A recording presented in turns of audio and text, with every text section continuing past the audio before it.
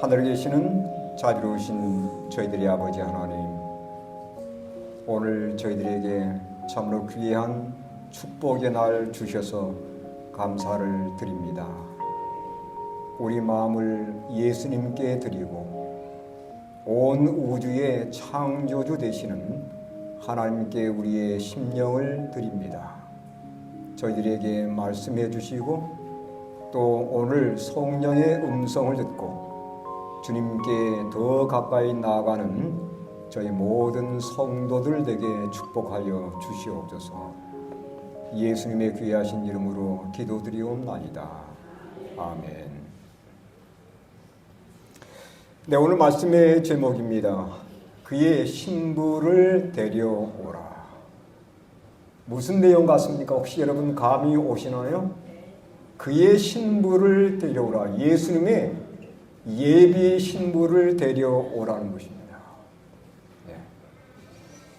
먼저 하나님 말씀 창세기 24장의 말씀을 제가 읽겠습니다. 1절로 4절의 말씀인데, 아브라함이 나이가 많아 늙었고 여호와께서 그에게 범사의 복을 주셨더라. 아브라함이 자기 집 모든 소유를 맡은 늙은 종에게 이르되, 청하건대 내 허벅지 밑에 네 손을 넣으라. 내가 너희가 하늘의 하나님 땅의 하나님이신 여호와를 가리켜 맹세하게 하노니, 너는 내가 거주하는 이 지방 가나안 족속의 딸 중에서 내 아들을 위하여 아내를 택하지 말고 내 고향 내 족속에게로 가서 내 아들 이삭을 위하여 아내를 택하라. 여러분, 어떤 내용입니까? 아브라함이 그의 아들 이삭을 위한 신부감을 찾는 과정입니다. 누구한테 심부름을 시켰어요? 아브라함의 집에서 청지기로 많은 수고를 했던 늙은 종 엘리에셀입니다. 이 충성된 종이었던 엘리에셀에게 하나의 귀한 임무를 맡겼어요. 그것은 뭐냐면 아들 이삭을 위한 신부감을 찾아오는 것입니다. 우리가 여기서 뭘 발견하게 되냐면, 청지기인 엘리에셀이 이삭의 신부를 구하는 사명은 교회에게 맡겨진 사명과 동일하다는 것이에요. 여러분, 교회는 어떤 사명이 맡겨져 있습니까? 여러분, 교회는 청지기입니다. 하나님께서 주신 모든 것들을 어떻게 관리하고 하나님이 주신 명령을 어떻게 실행할 것인가, 이게 교회의 사명이거든요. 근데 마치 아브라함이 그의 종에게 엘리에셀에게 아주 귀한 사명, 이삭의 신부를 구해오라고 명령했던 것처럼 하나님께서 우리에게 맡긴 사명이 있어요. 우리 모두 다 하나님을 믿는 하나님의 청지기들입니다. 어떤 사명을 맡기셨냐면 고린도전서 11장 2절에 뭐라고 말씀하고 있습니까? 내가 하나님의 열심으로 너희를 위하여 열심을 내노니 내가 너희를 정결한 처녀로 한 남편인 그리스도께 드리려고 중매함이라. 이 교회의 사명은 뭐냐면, 이 세상 사람들에게 예수님을 소개해서 그들을 예수님께 데려와서 예수님과 영적인 신부 관계를 맺도록 하는 것이 교회의 사명이라는 거예요. 그래서 우리는 주변의 사람들에게 관심을 기울이고 누구에게 예수의 복음을 증거할 것인지, 누구에게 예수님에 대한 얘기를 소개할 것인지 관심을 기울여야 되는 것입니다. 여러분, 우리가 이러한 사명을 받은 백성으로서 어디로 가야 될까요? 자, 여러분 잘 보시기 바랍니다. 이 아브라함이 그의 종 엘리에셀을 어디로 보내냐면 이곳으로 보냅니다. 여기 특별히 4절의 말씀 보니까요, 내 고향 내 족속에게로 가서 내 아들 이삭을 위하여 아내를 택하라, 그렇게 말씀을 했어요. 어디로 가라는 것입니까? 전혀 알지 못하는 어떠한 곳으로 가지 말고 어느 곳으로 가라고 말씀하냐면 친척과 친구들에게로 가라는 것입니다. 네, 고향 사람들이잖아요. 서로 안면이 있는 사람들이에요. 나를 알고 네가 아는 사람들입니다. 그들에게로 가라는 거예요. 우린 여기서 어떤 원칙을 발견하게 되냐면 친교 전도의 중요성을 깨닫게 됩니다. 전혀 내와 알지 못하는, 나와 전혀 관계없는 사람들에게 예수님을 소개하는 것은 결코 쉬운 일이 아니에요. 그런데 내가 알고 있는 주변의 사람들, 가장 가깝게는 내 가족, 그리고 내 친구들에게 예수님을 소개하는 것은 보다 더 효과적이라고 하는 것입니다. 여러분, 과연 그런지 통계를 좀 보도록 하겠습니다. 여기 제목이 뭐냐면 재림교회를 접하게 된 계기입니다. 사람들이 어떤 경로를 통해서 이 제7일 안식일 예수의 재림교회를 접하게 되는가, 그리고 재림교회 되는가 하는 그 통계인데, 여기 보시면 제일 퍼센트가 높은 게 뭐예요? 모태교인입니다. 30%예요. 그가 모태교인으로 태어났기 때문에 부모님을 따라서 자동적으로 교회에 나왔고 교인이 된 이 통계가 가장 높습니다. 다시 말하면 가족을 전도하는 거죠. 두 번째는 28%인데 친구, 친척, 이웃 또는 동료를 통해서 교회를 나오게 되었다는 것입니다. 전혀 알지 못하는 사람들이 아니죠. 예, 서로 안면이 있고 함께 일을 하고 함께 대화를 나누는 그런 사람들이 두 번째 대상들이었는데 이들이 28%를 차지하고 있어요. 그 다음 23%는 공중전도회를 통해서였다는 것입니다. 그러니까 전도에 있어서 영혼을 구원하는 데 있어서 두 가지 방법이 있다면, 첫 번째는 내가 아는 사람들에게 친교 전도를 적용하는 것이에요. 내 가족, 내 친구들, 내 이웃들, 내 동료들, 그리고 내 가게에 오는 고객들, 이들에게 예수님을 소개하게 될 때 가장 효과적이라는 것입니다. 그게 무려 몇 프로가 되냐면 58%예요. 그러니까 재림교인이 어떻게 되는지를 분석해 보면 거의 60%는 가족을 통해서, 친척을 통해서 또는 친구를 통해서, 아는 관계를 통해서였다는 결론이 나오게 되는 것입니다. 그 다음에 두 번째는 뭐였어요? 공중전도회입니다. 그래서 우리가 해마다 두 번씩 전도회를 하지 않습니까? 공중전도를 통해서 예수님을 만난 경우들도 있었다는 것이에요. 그런데 우리에게 보다 더 효과적인 방식, 모태교인 또는 친구, 친척, 이웃 또는 동료를 통해서 예수님을 만나는 이 방식은 어려운 방식이 아닙니다. 이건 그다지 많이 돈이 드는 방법이 아니에요. 우리에게 조금만 관심을 기울인다면 얼마든지 할 수 있는 그러한 방식이기 때문에 제가 이 방식을 여러분께 추천해 드리는 것입니다. 자, 왜 친교 전도가 중요한가? 이것 때문입니다. 자, 여러분 보시기 바랍니다.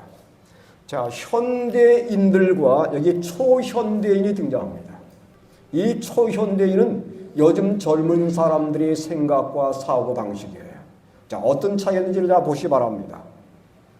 자, 예전 같으면 우리가 성경의 어떤 사실을 알려주면 이 교회가 참된 교회구나, 이걸 깨닫고서 예수님을 받아들이고 그 다음 교회로 들어왔어요. 이게 이제 현대인, 과거에 우리 교인들이 주로 사용했던 방식들이었습니다.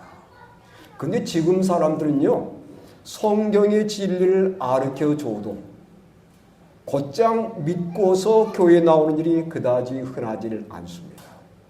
그러면 이걸 좀 뒤집어야 돼요. 자, 뭐가 제일 먼저 나오냐면 친교, 그리고 믿음, 사실이라는 것입니다. 먼저 관계가 정말 믿고 신뢰할 관계가 되어야만이, 정말 믿음직한 사람이 되어야만이 따라 나오는 거예요. 서로 안면이 있고 관계가 형성되어야만이 그 사람을 통해서 예수를 믿어보겠다는 생각을 갖게 되는 것입니다. 그래서 우리 속담이 무슨 속담이냐면 친구 따라 어디 간다고요? 강남 간다고 그러잖아요. 친구 따라 하늘 가는 거예요. 그렇지 않습니까? 예, 이게 진리입니다. 예. 친구 관계가 형성되면 이 강남까지만 가는 게 아니에요. 하늘까지 함께 가는 것입니다. 그러니까 친구 관계를 맺고 우리가 그들에게 예수님을 소개하는 것은 이건 성경적인 방법이고 가장 효과적인 방식이라는 것을 여러분 기억하시기 바랍니다. 과연 그런가? 여기 보시기 바랍니다. 여러분 예수님의 제자들의 구성을 보시기 바랍니다. 자, 시대의 소망 141쪽의 말씀인데 우리 함께 읽어보도록 하겠습니다. 조금 깁니다마는 읽겠습니다. 시작. 요한은 자기 제자 중 2명을 그리스도께로 인도하였다. 그러고 나서 그 중 하나인 안드레가 그의 형제를 찾아 그를 불러 구주께로 인도하였다. 빌립은 부름을 받자 나다나엘을 찾으러 나아갔다. 우리는 이러한 신뢰에서 우리의 인척과 친구와 이웃에게 직접적인 호소를 하는 개인적인 노력의 중요성을 배워야 한다. 예수님의 제자들이 그러했습니다. 그들이 예수를 만난 다음에 누구에게 가장 먼저 예수님에 대한 소식을 증거냐면 친구였고 가족이었어요. 형제였습니다. 이렇게 해서 12제자들이 구성이 된 거예요. 전혀 알지 못하는 사람들에게 예수님에 대한 소식을 증거하지 않았다는 것입니다. 여러분 이 세상에 사는 사람 가운데 친구가 없는 사람이 있습니까?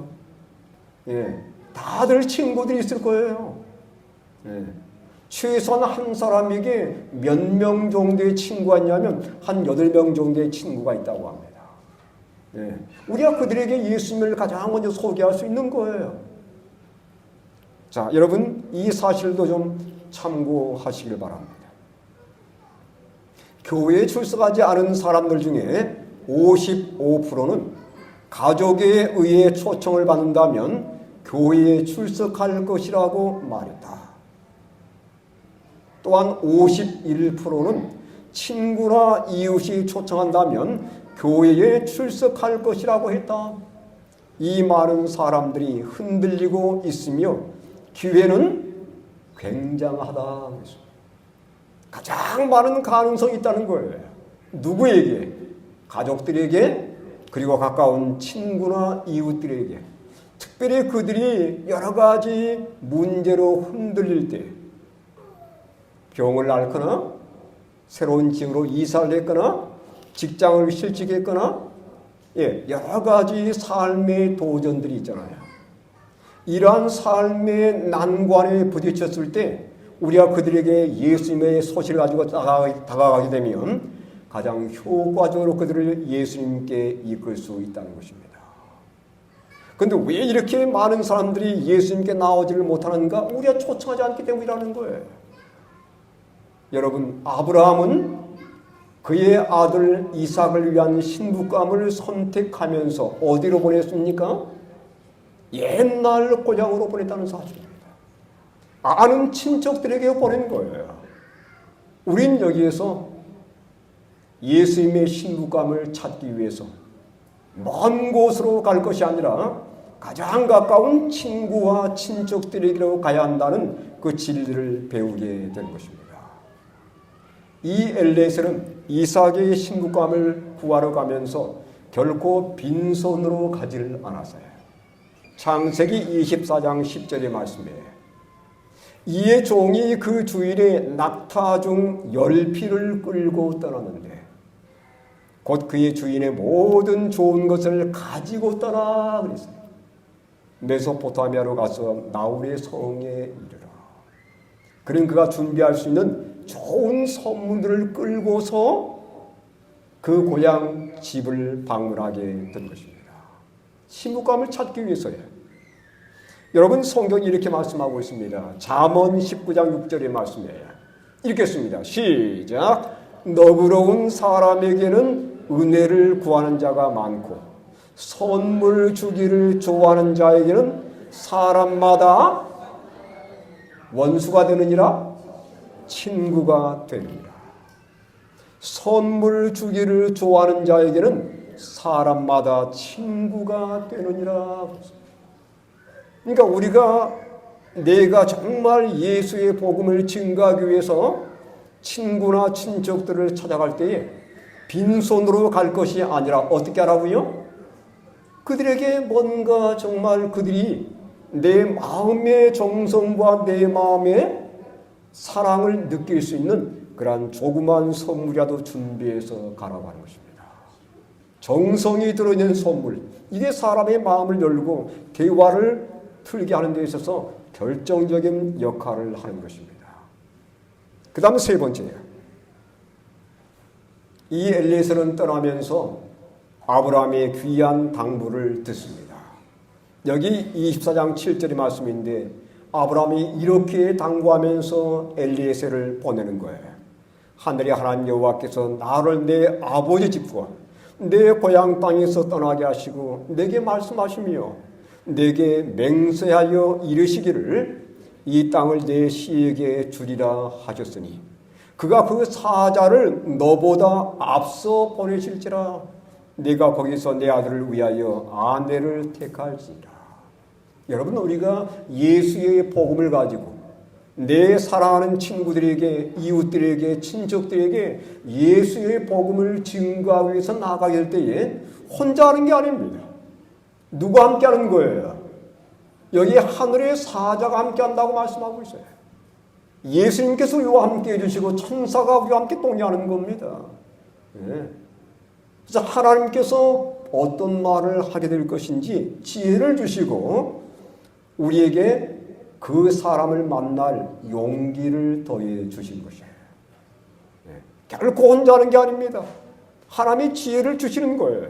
어떤 말을 할지, 어떻게 대화를 시작할지 하나님께서 지혜를 주시는 겁니다. 네. 그래서 하나님이 함께 하심을 믿고 기도하는 심령으로 가라는 거예요. 엘리에셀도 이 아브라함의 당부에 부응해서 이런 하나님께 기도를 드렸습니다. 창세기 24장 12절 그가 이르되 우리 주인 아브라함이 하나님 여호와여 원하건대 오늘 나에게 순조롭게 만나게 하사 내 주인 아브라함에게 은혜를 베푸시옵소서. 하나님, 오늘 제가 이삭의 신부감을 찾기 위해서 갑니다. 저게 뭘 달라고요? 하나님 은혜를 베풀어 주셔서 순조롭게 그 신부감을 만날 수 있게 해달라는 간절한 기도였습니다. 그 기도 응답되었습니까? 그 다음 보겠습니다.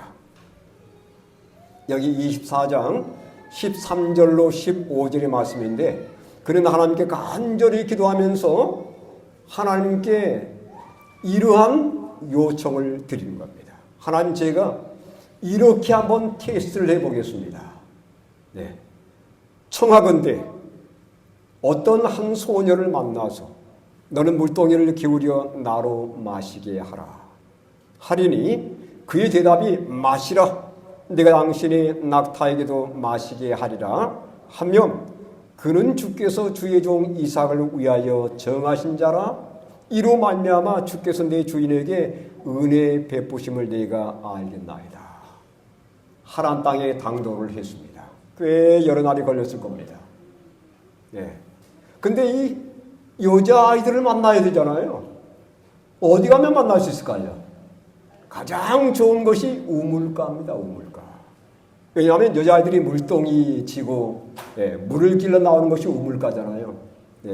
그래서 우물가에 다 도착해가지고 하나님, 여러 처녀 아이들이 물을 길러 나올 터인데 제가 만약 어떤 처녀 아이에게 이렇게 요청했을 때 이렇게 응답을 한다면 하나님이 주신 기도의 응답으로 제가 여기겠습니다.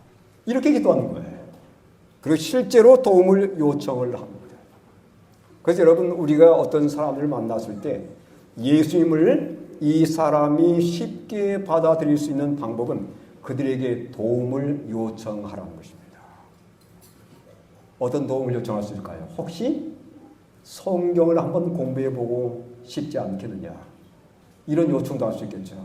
그런데 아직 물이 익지 않았다면 우리 교회가 매달 달에 다자회를 하는데 와서 좀 도와줄 수 있겠느냐 요청을 하는 거예요. 그죠? 우리 교회가 마사지 봉사를 하는데 함께 와서 좀 도울 수 있지 않겠느냐.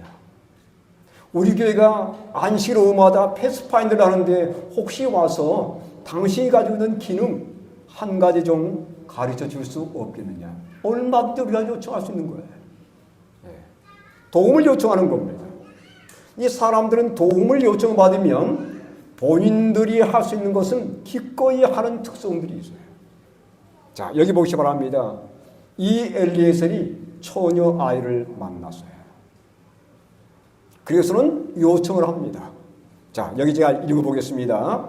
24장 16절에서 20절의 말씀인데 그 소녀는 보기에 심히 아리답고 지금까지 남자가 가까이 하지 아니한 처녀더라. 그가 우물로 내려가서 물을 그 물동이에 채워가지고 올라오는지라. 종이 마주 달려와서 이르되 아마 우물가에 제일 먼저 달려왔던 여자 청년이었을 것입니다. 달려가서 어떻게 했어요? 청하건대 내 물동이에 물을 내게 조금 마시게 하라. 상당히 외모가 뛰어난 그러한 처녀아이였던 것 같습니다. 그가 이르되 내 주여 마시소서. 전혀 거절하지 않았어요. 예. 이 처녀의 마음이 상당히 너그럽고 관대한 것을 볼 수 있습니다. 내 주여 마시소서. 여러분 우물 깃는 거 결코 쉬운 일이 아닙니다. 그 당시도 물이 많지 않은 지역이었어요. 근데 나그네가 와서 물을 달라고 했을 때 이거 금방 내주기가 쉽지는 않습니다. 근데 이 여자아이는 상당히 마음이 관대하고 마음이 후한 그러한 여성이었음이 분명합니다. 요청을 받자 즉각 뭐라고 해요? 내 주여 마시소서 하면서 물을 떠주고 여기 보니까 뭐라고 말씀하고 있어요? 급히 그 물동이를 손에 내려 마시게 하고 길을 가지고 올라오다가 물을 마시게 한 겁니다. 마시게 하기를 다하고 이르되 당신의 낙타를 위하여서도 물을 길어 그것들로 배불리 마시게 하리라. 낙타를 요청하지 않았어요. 그죠? 여러 번 왔다 갔다 하면서 그 모든 낙타들에게 물을 다 마시게 한 거예요. 이 정성에 감동을 받았습니까? 이 여청년이 틀림없는 우리 이삭의 신부감이 분명하구나. 이런 결론을 맺게 되었을 것입니다. 그래서 준비해간 선물을 그에게 몽땅 안깁니다. 자, 여기 창세기 24장 21절로 27절의 말씀을 제가 읽어보도록 하겠습니다.